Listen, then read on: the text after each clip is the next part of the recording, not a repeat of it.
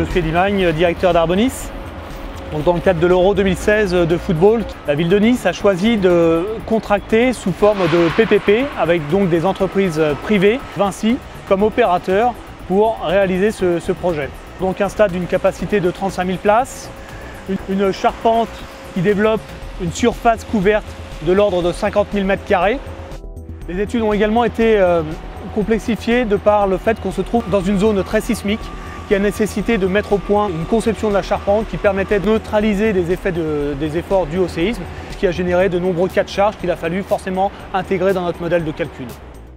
Bonjour, je m'appelle Ralf Levedag, je suis chef de projet du Stade de Nice pour l'agence Wilmot qui a conçu le stade. Nos premiers objectifs, c'était de créer une structure très intense, très chaudron. Après, dans la structure, une idée a été lancée très tôt dans le projet, pourquoi pas en bois. Le bois a la meilleure résistance en relation de son poids propre par rapport au béton et l'acier. Donc on l'a introduit une espèce de maillage en bois, en intrado, donc qui marche principalement en compression.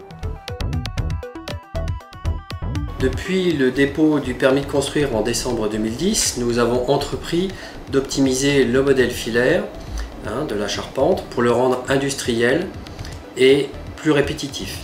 En novembre 2011, une fois notre prototype à l'échelle 1 validé et les sections dimensionnées ainsi que les assemblages par le bureau d'études Calvi, nous avons débuté le modèle 3D d'exécution. Un mois et demi après, les premières croix étaient produites en atelier. Alors déjà c'est un peu particulier en soi puisque c'est un ouvrage qui est mixte bois-métal et il existe très peu d'ouvrages de ce type avec des fonctionnements et des caractéristiques mécaniques très différentes. Pour le métal, la sensibilité à la température, pour le bois, la sensibilité à l'humidité. On a démontré qu'en étant intelligent, on pouvait travailler ensemble et construire de beaux ouvrages conçus dès le départ en associant le métal et le bois. Donc effectivement, pour ce projet, on a dû inventer et développer des systèmes d'assemblage sur mannequin au gabarit pour pouvoir respecter la géométrie complexe et dans l'espace de cet ouvrage. Et là aussi, sur le chantier, on a réussi à démontrer que notre façon de fabriquer était bien la bonne, parce que les assemblages se font dans l'ordre du millimètre. Et on a sur site 120 000 boulons qui ont été mis en place. On est concepteur, parce qu'on fait des études dans nos métiers. On est fabricant industriel parce qu'on a quand même un outil, un atelier de production avec des machines et il faut de toute façon avoir un peu une réflexion industrielle pour que ces projets puissent exister. Et on est charpentier, notre métier, sur le terrain, levageur. Donc on a vraiment une intégration complète du process pour qu'à chaque étape, on puisse être optimum. -3 en X, 0 en Y. Ligne de nœud 13, j'ai 0 en X, plus 14 en Y.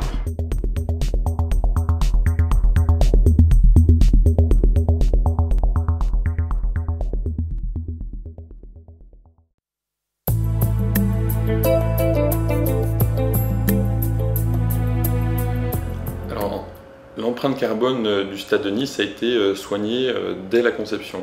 L'avantage de la nappe bois, c'est qu'en fait, on a à peu près 3000 m3 de bois mis en œuvre. Donc on a l'habitude de dire qu'une tonne de bois, c'est une tonne de CO2. Donc grâce en fait, à ces 3000 m3 de bois mis en œuvre, on sauve un bilan carbone important.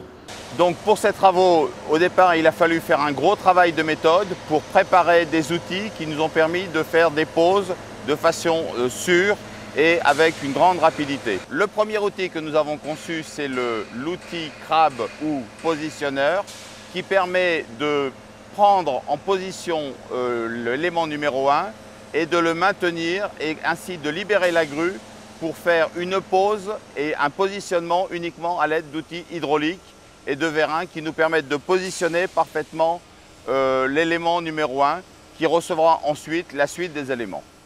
C'est l'outil qui était le plus important et qui a totalement convenu et qui a bien répondu aux attentes de nos monteurs. Donc un autre outil qui a été conçu, c'est l'outil qui nous a permis de poser les éléments en jupe. Ces éléments en jupe ont une particularité, c'est que l'extrado, plutôt que de venir se poser sur la poutre Atlas, remonte de manière à créer un auvent. Nous n'avions donc plus d'appui métallique et il a fallu créer des outils provisoires à l'aide de tours et de tubes provisoires mis en place. Ces outils ont parfaitement fonctionné et ont permis une pose aussi facile qu'avec un extrado normal. Donc bonjour, je suis Timothée, donc charpentier.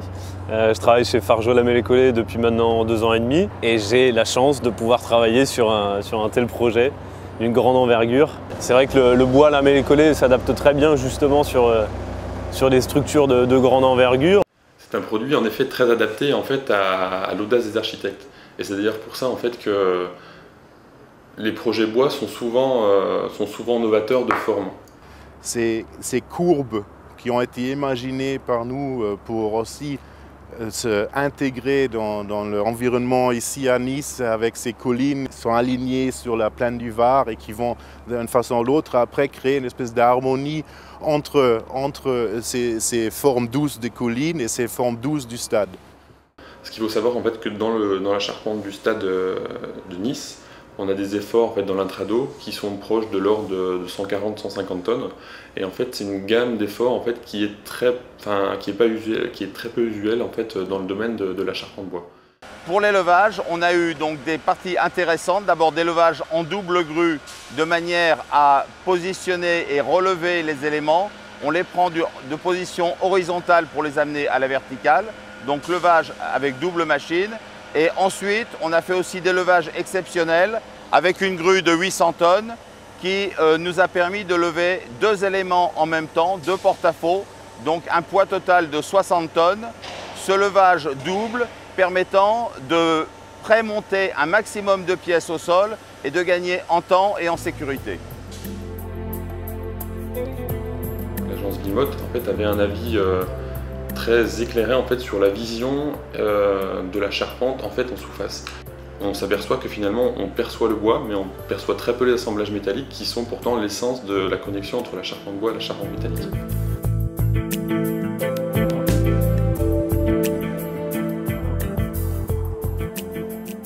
Ce chantier-là, en fin de compte, c'est un puissance 10 de ce qu'on fait au quotidien chez nous, mais c'est un puissance 10 aussi de nos valeurs. Ce travail d'équipe sur toute la chaîne, cette volonté d'y arriver, ne pas reculer devant ses responsabilités.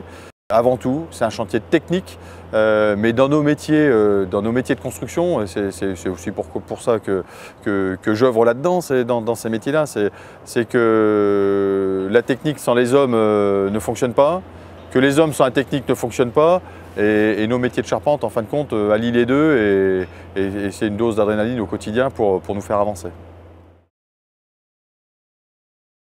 Et au-delà de ça, c'est quand même une aventure humaine, puisque on a un chantier qui, l'air de rien, se développe sur environ 6 mois, très rapide à la mise en œuvre, rapide également à la fabrication.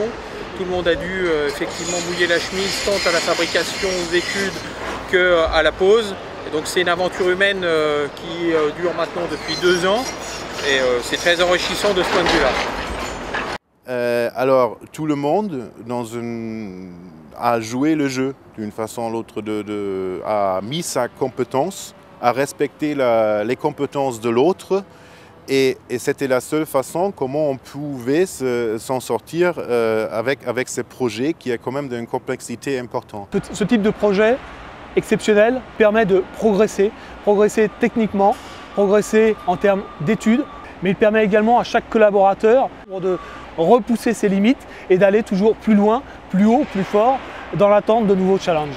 Un chantier, je dirais, qui m'a permis de créer des liens, de travailler sur de nombreuses méthodes, d'inventer, d'innover. On s'est posé de multiples questions, mais le résultat en vaut la peine puisqu'on a, je crois, et on aura à la fin un stade qui sera de grande beauté.